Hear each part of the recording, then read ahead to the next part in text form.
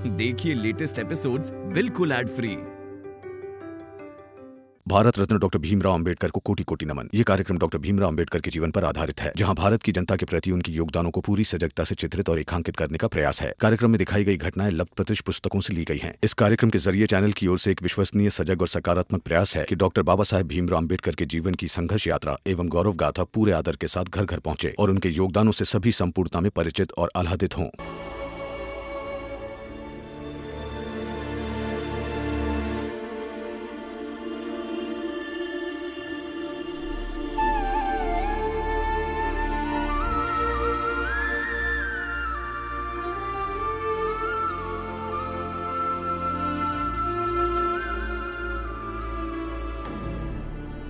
दीजिए, मैं पीस देती। नहीं, रहने दे, मैं कर लूंगी।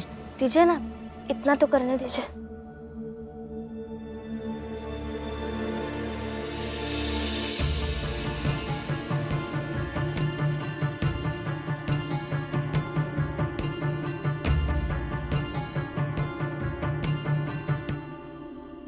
कल तू थी वहां पे, फिर भी तेरी जगह पे मैंने लक्ष्मी को दूध लाने भेजा।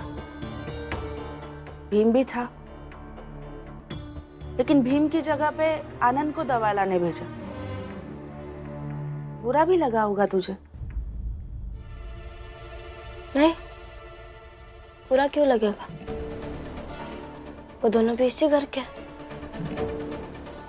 अच्छी बात है, पीस ले जल्दी जल्दी।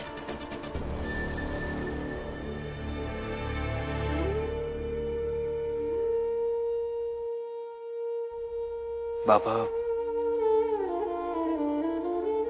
हम सब परेशान हैं।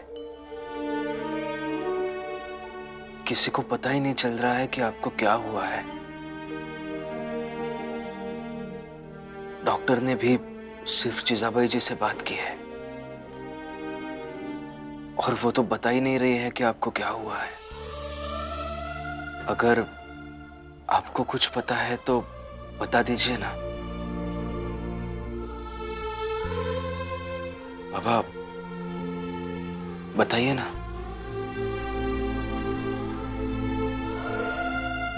कुछ नहीं है बेटा, तू तो जानता है कि जीजाबाई तुम्हें हर समय परेशान करती रहती है। उसने सोचा होगा अगर नहीं बताएगी तो परेशान होगा। मुझे कुछ नहीं हुआ है, डॉक्टर ने दवा दी है, मैं ठीक हो जाऊंगा। जल्दी कर। इतनी देर में तो तेरे पति ने मेरे पति से जो पूछा होगा उसे उसका जवाब मिल गया होगा।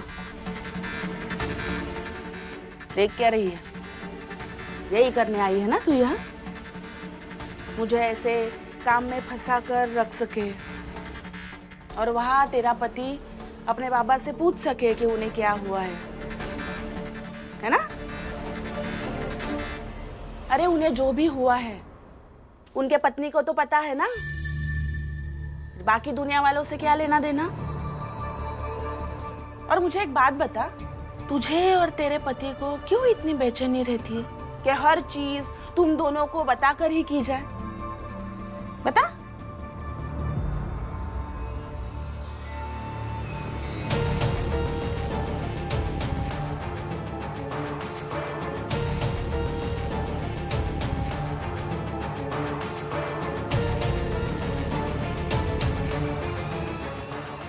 क्या हुआ? बोल। लीजिए, ऐसे पहली बार नहीं हुआ है कि मैं ये धनिया और लौंग पीस रही हूँ। और आप तो ये बिल्कुल मत सोचिएगा कि मैंने आपके खिलाफ कोई साजिश की है। हाँ, ये जरूर है कि हम जानना चाहते हैं कि बाबा को क्या हुआ, अगर आप बता नहीं रही हैं।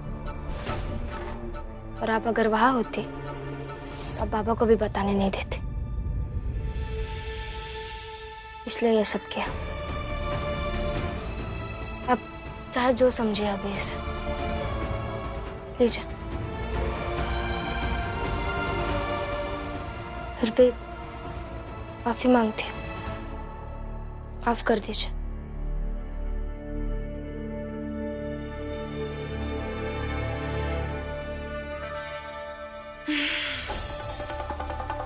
अब ये माफी मांगने की आदत डाल दे रमा। अब तो तुझे रोज माफी मांगनी है। आप सच बता रहे हैं ना? हाँ बेटा, सच बता रहा हूं, झूठ क्यों बोलूंगा।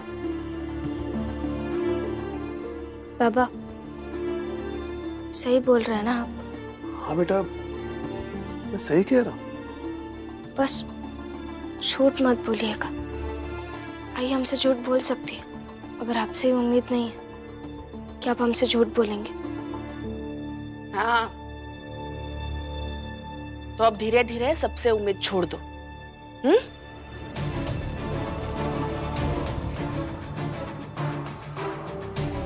हटो, दवा पिलानी है मुझे।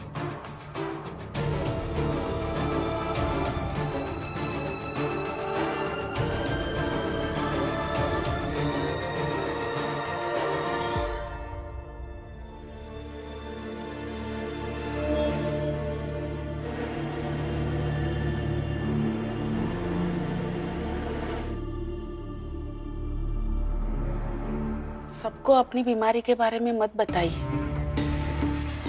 हम सब कुछ आपस में सुलझा लेंगे ना। किसी को बताने की क्या जरूरत है? सुनिए ना, एक बात मैं बहुत दिनों से सोच रही हूँ। क्या?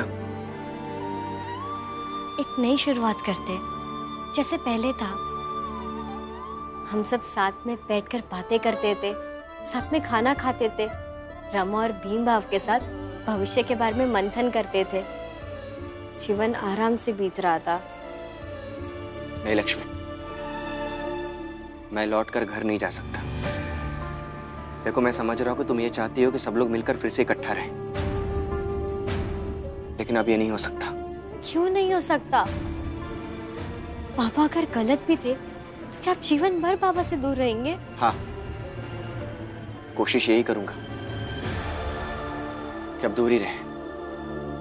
लेकिन पापा की तबीयत ठीक नहीं है। भीम,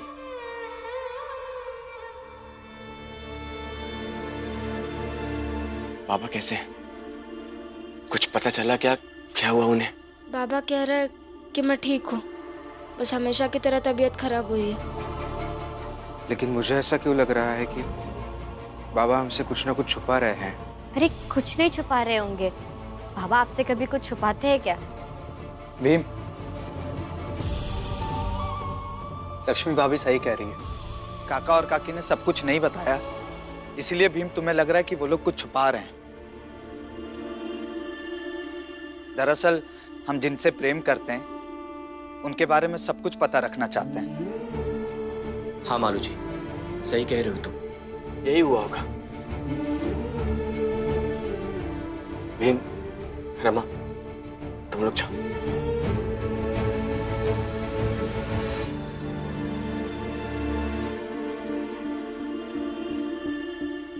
बाबा अब ठीक है, इसलिए उनकी बीमारी के नाम पर मुझे वापस उस घर में जाने का दबाव मत बनाना। देखो लक्ष्मी, एक बार रिश्ते में गांठ पड़ जाए ना तो उसे सुलझा पाना बहुत ही मुश्किल होता है। इसीलिए जैसा चल रहा है वैसा ही चलने देते हैं।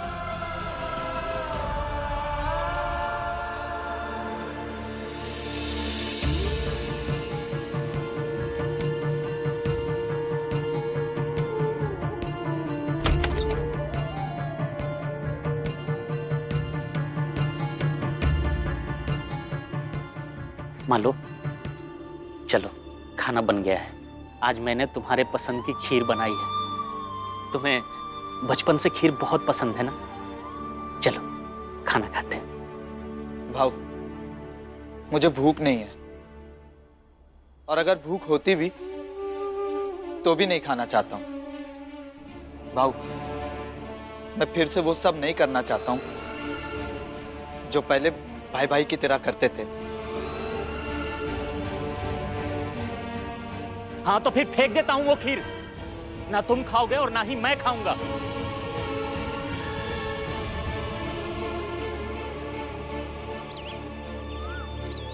अरे महिपाल, कहाँ रह गया बेटा? जल्दी कर।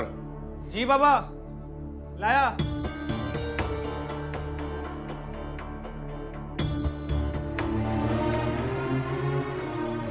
भाऊ नहीं आया अब तक? आता ही होगा।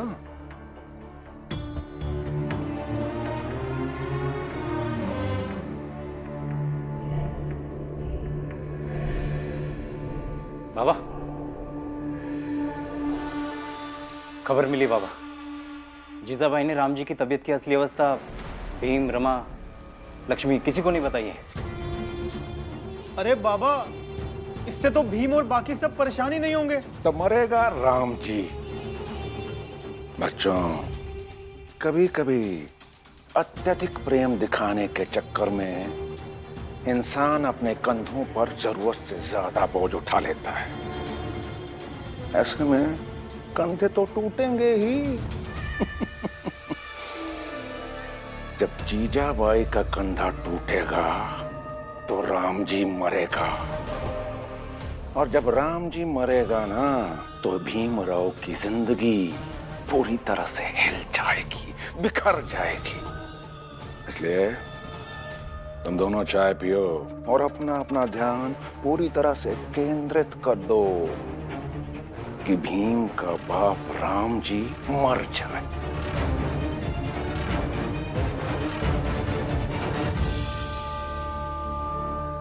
कल रास्ते में बहुत थक गया था,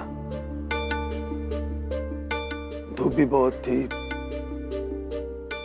प्यास भी लगी थी। उसके कारण मैं एक जगह बैठ गया। वहां से एक छाछ वाला गुजर रहा था।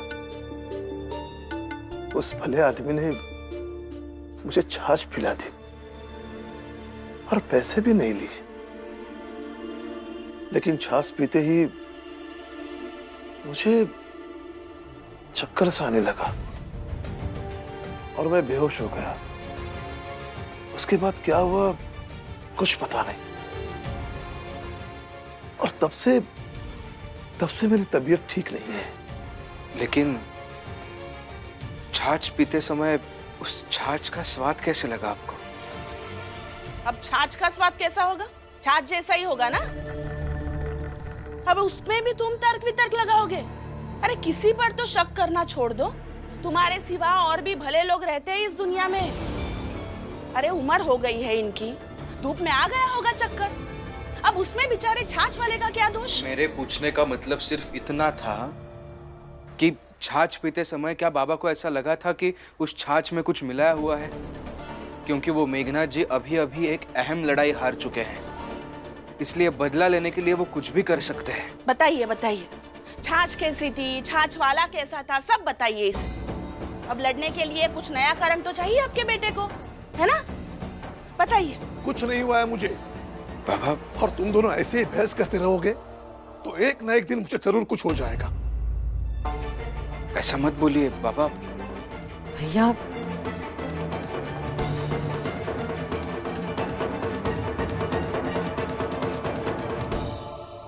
किधर जा रही है?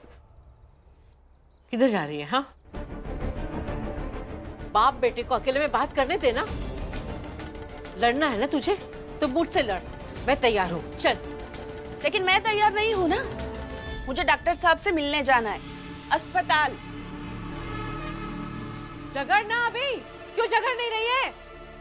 जब देखो तब। बुआ, आई कभी नहीं सुधरेंगे। कम से कम आप तो चुप रहा कीजिए। रमा, तू चिंता मत कर, मैं जो कर रही हूँ सही कर रही हूँ। रमा, बाबा की चप्पल कहाँ रखी है? वो खड़े हैं, उन्हें बाहर जाना है टहलने के लिए, मैं उन्हें लेके जाता हूँ। अब मैं बाबा की चप्पल दे देती हूँ, अब पहले अस्पताल जाइए। क्यों? आई डॉक्टर से मिलना अस्पताल गई है, अब जाइए। और उनकी बातें चुपके से सुनिए, तो आपको पता चल जाएगा कि बाबा को क्या हुआ है। ठीक है, तुम बाबा के पास जाओ चप्पल लेकर।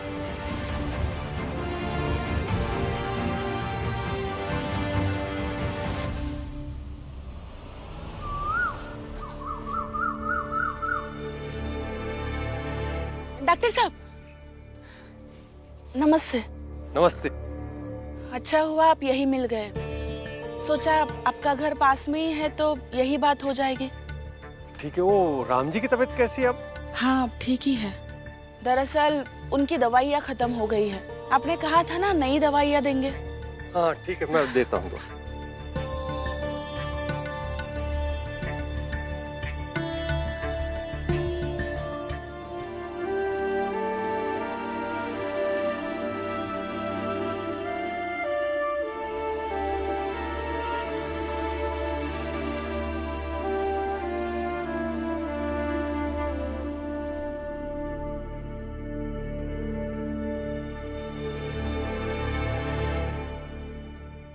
सुनिए ना, डॉक्टर साहब आए हैं क्या? नहीं, आने का समय तो हो गया है। रमा ने तो कहा था जीजाबाई हॉस्पिटल जा रही है। जीजाबाई भी नहीं दिख रही है। ये हो क्या रहा है? ये दवाई है, इसमें कैसे खानी है ये भी लिखा है।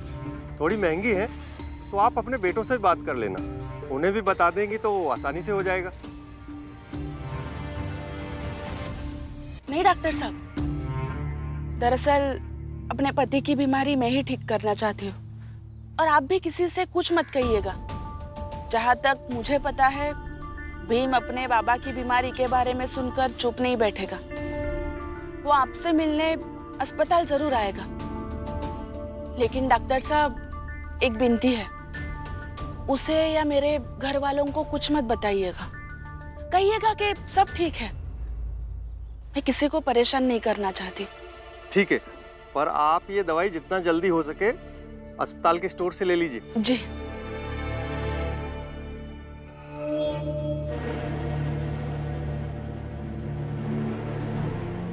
इस बार तो अपने पति को मैं ही ठीक करूंगी, और ठीक होने के बाद सिर्फ मेरे होंगे। लेकिन इस दवाई के लिए मुझे पैसे चाहिए, और उसके लिए मुझे काम ढूंढना होगा। फुलिया, जैसे ते पहले हमरे अंदर काम करत रही है, वैसे ही अब करे में का दिक्कत है? का हम तुम्हारे अंदर काम करत रहे? अच्छा, हमका तो लागत रहा कि हम लोग एक साथ काम करत हैं, और तुम ऐसा सोचा तो ये बात का तो हमें अंदाजा ही नहीं रहा। तो अब तो पता चल गवा ना, तब करो। नहीं, कोई जरूरत नहीं है। तुम अपन काम करो और हम अपन काम करेंगे। ये बात का तो फैसला पहले ही हो चुका है।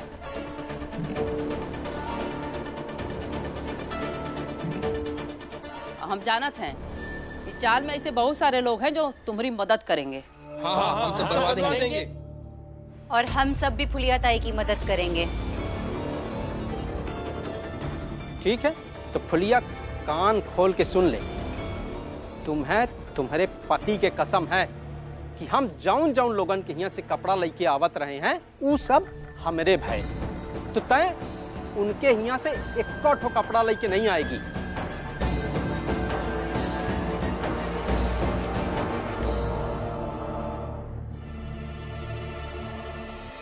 हाँ तो नहीं लाएंगी, और जोखू भाऊ हौसला रहेगा तो सब कुछ कर लेंगी फुलिया ताई।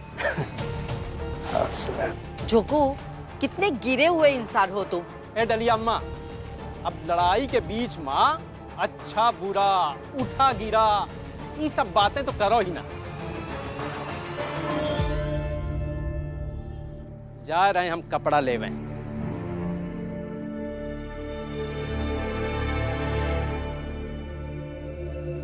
जीजाबाई जी कहाँ रह गई?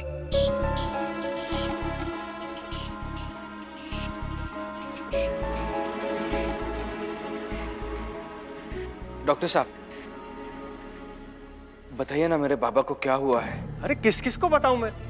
अभी घर से निकला तो रास्ते में तुम्हारी आई मिल गई, बताया मैंने उनको सब। अब मैं एक एक करके सबको बताऊंगा क्या? इसका मतलब जीजाबाई जी यहाँ आई ही नहीं। ये क्यों ऐसे साजिश कर रही है? अब तो मुझे और यकीन हो रहा है कि जीजाबाई जी हमसे कोई बड़ी बात छुपा रही हैं। मुझे पता करना होगा।